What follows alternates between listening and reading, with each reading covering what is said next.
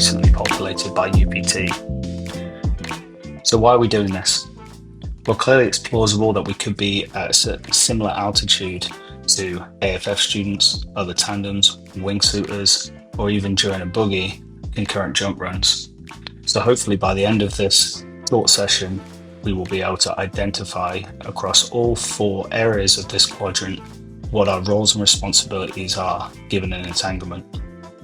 To start off with, we'll note that the image is broken down into 4 quadrants. The upper left quadrant, starting with 1 good canopy flying above our decision altitude in the event of an entanglement, below our decision altitude with 1 good canopy flying, above our decision altitude with 2 fouled or 2 not good canopies, and below our decision altitude with no good canopies flying. On the top left quadrant, we will notice that we have 1 good canopy flying, typically a high man and low man situation. In this situation, the bottom parachutist is intending to clear themselves from their entanglement, cut away, and then pull reserve.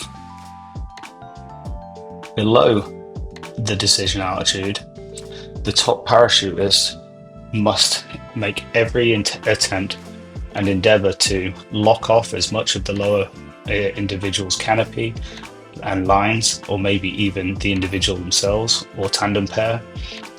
And the goal is to land with the lower parachutist. It's customary to flare for the lower parachutist in this situation.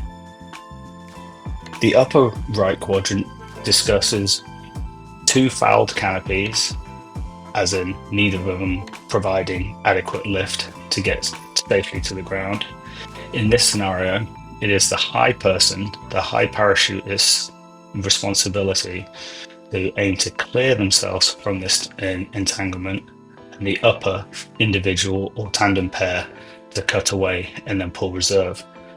The rationale here being that should the lower parachutist or tandem pair cut away first, there is a potential for them to fatally engulf the upper parachutist container, thus not allowing them the option to have a canopy fully inflated above their head.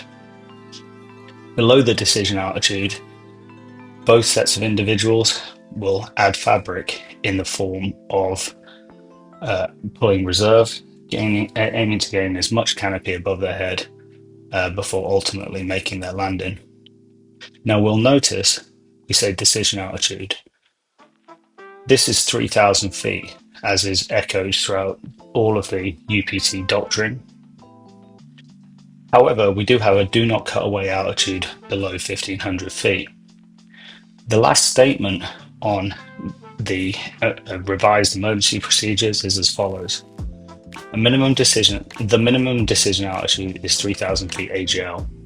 Should the pilot in command encounter any catastrophic failure below this altitude, it may be advantageous to conduct emergency procedures above 1,500 feet AGL. Below 1,500 feet AGL, the pilot in command must add fabric by pulling reserve and be prepared to deal with a dual canopy scenario. Now, with that in mind, should we find ourselves below our decision altitude in any of these configurations, the final statement still applies.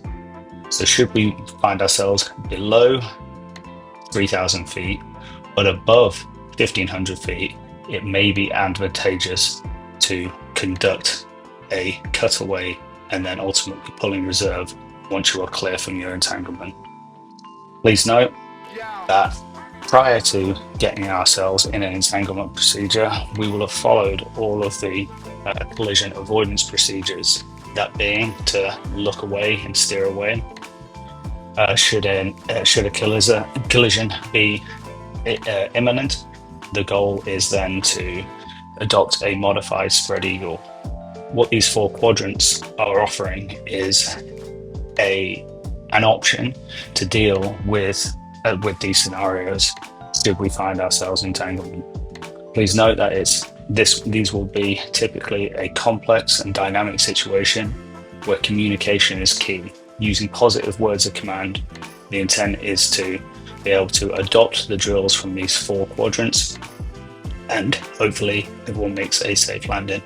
If you have any questions, please reach out, neil@uptvector.com.